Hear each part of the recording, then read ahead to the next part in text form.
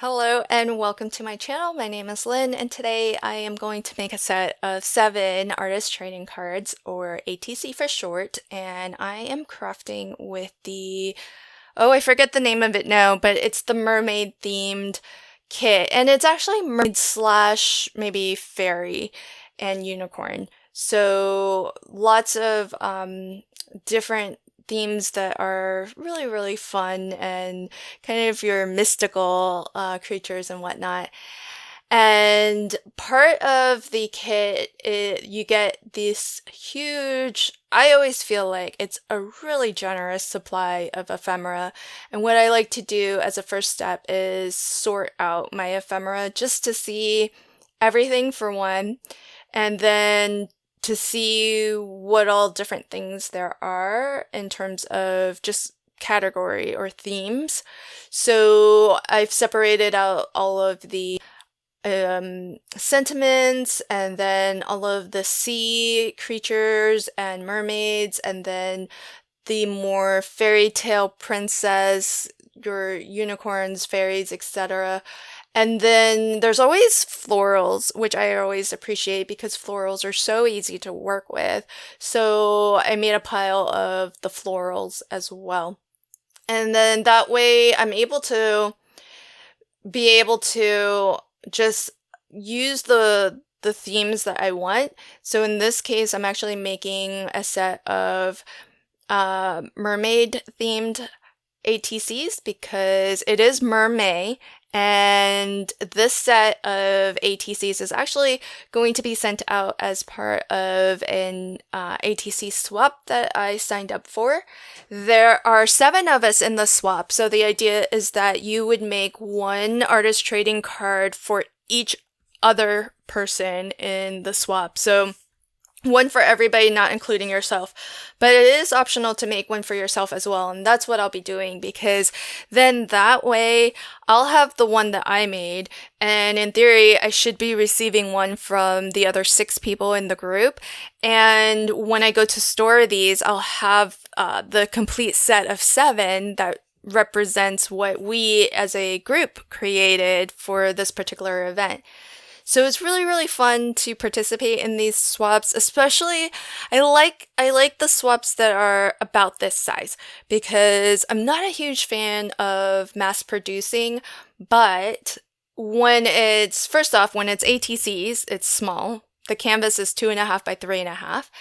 And second, when you only have to make, a handful or so, it's actually not that bad.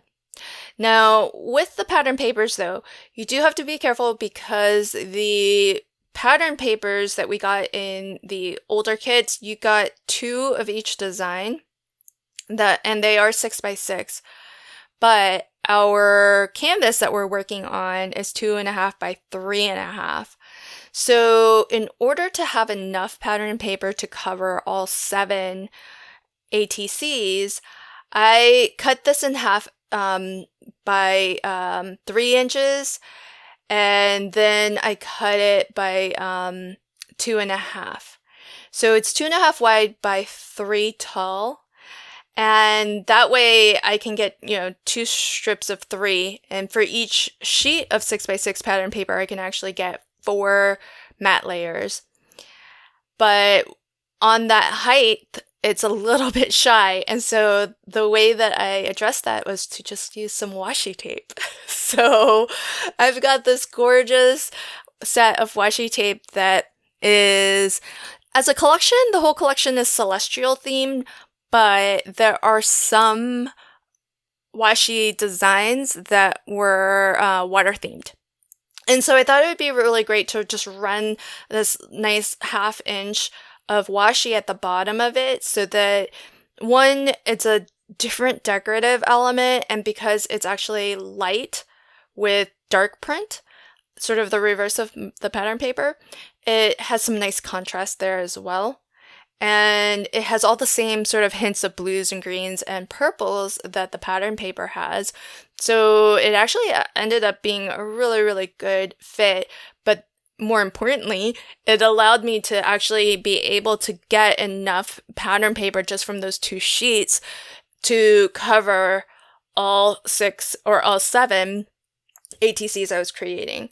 So, and it might have been possible to just cut differently and be able to get enough, but I figured this was also served the purpose of just having that nice different border at the bottom. And so I have also started to die cut some of the other elements. Now, originally, I was thinking that I would mostly use the ephemera because we get so much of it. And then second, it also has a lot of elements, and you get 2 of each.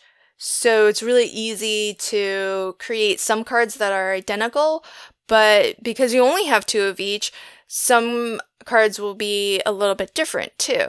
And there's a plentiful assortment of different sea creatures and whatnot. But the composition that I ended up really liking is this idea of the mermaid sort of petting or touching the seahorse. Now, in the ephemera, there's only 2 different designs of seahorses, and they are, and so you get 2 of each, so in total there's 4.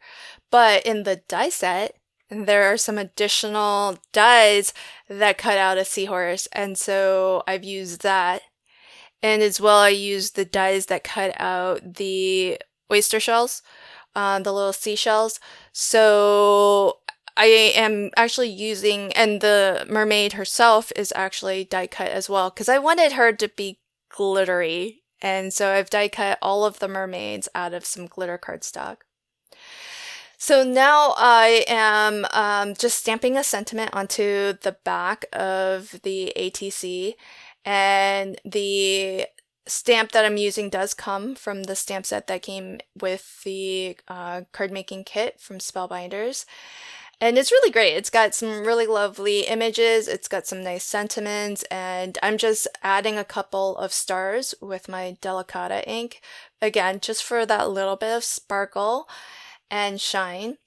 And I was surprised by how fast all of this goes. Now, when I'm doing anything on mats, what I like to do is just the one step across all of them. So I started 2 already just to do a little bit of a prototype mock-up so that I can really get it for the composition I want.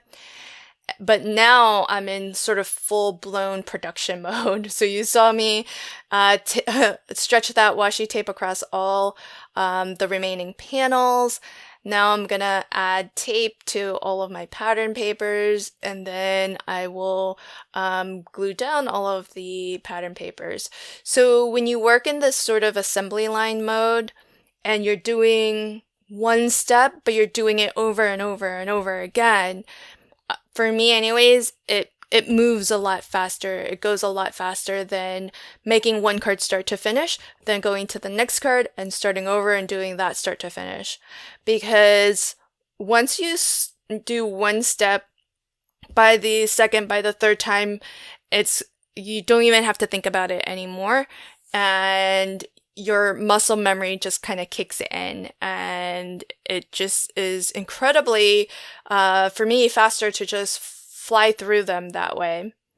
And then what I'm going to do is just compose each of them. So I did die cut the mermaid out of different colors of glitter cardstock. So I've got silver one, I've got pink ones, white ones, and the one teal mermaid. Teal's my favorite color, so that's going to the my crafty friend who runs the group. So she'll get my special teal mermaid.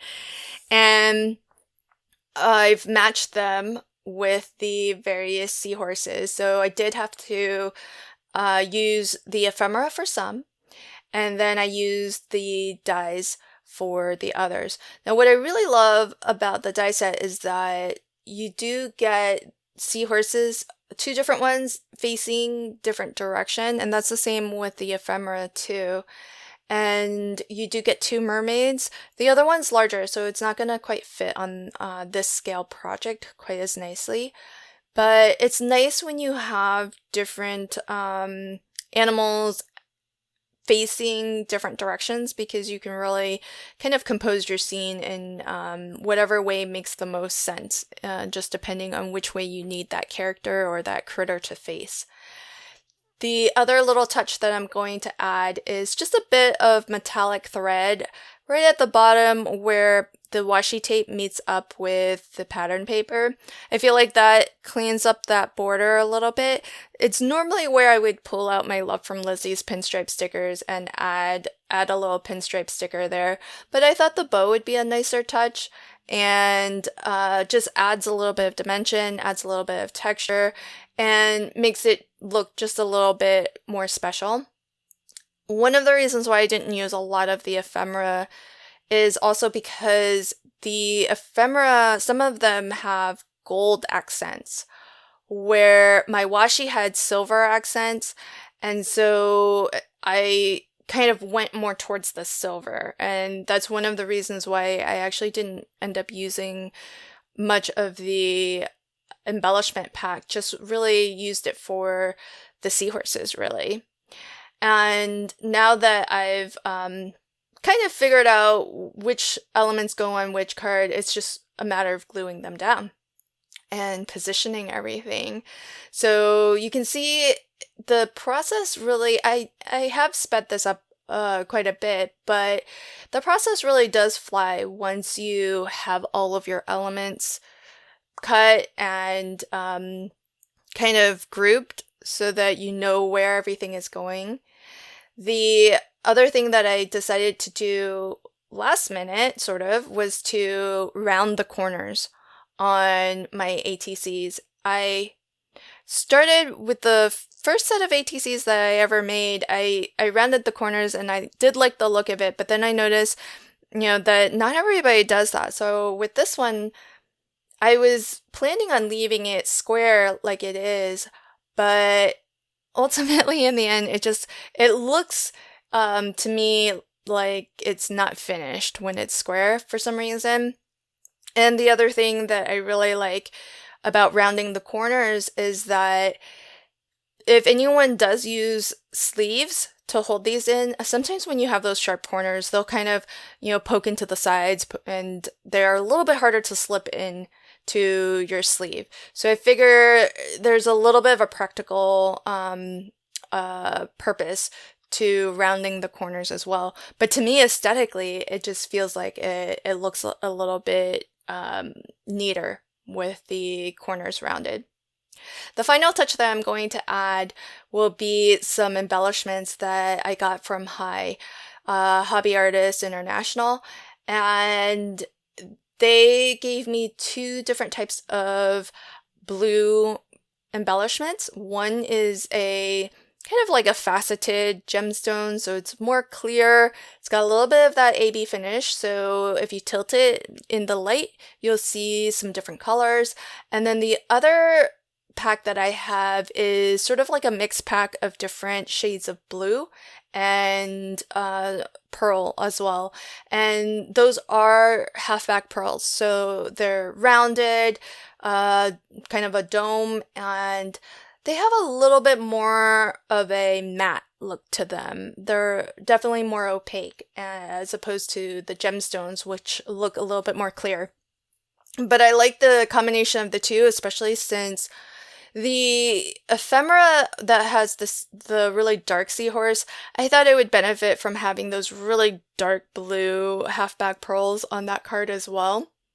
And the other blue gemstones, they just feel like they make the background sparkle, and they just make it a little bit more fun, like there's actual sort of gems in the ocean. So here's a final look at all of the 7 ATCs that will go out in this set, and I'll sign each of them and then I'll number them, so it'll go 1 of 7, 2 of 7, etc. And then that way the people who get these ATCs as part of this group that we're swapping within, they'll know which one they got out of the set, and that there is a bit of a collection of them. And this was a lot of fun. I love how well everything came together. I love the idea of using washi tape just to kind of extend and add a little border to any project. So I hope that you enjoy this video, and I hope you'll give artist trading cards a shot. It's really fun to work on such a small canvas, and if you want to join swaps and exchanges like these, pop on over to my Facebook group, Crafty Fun with Friends of LV Handcrafted.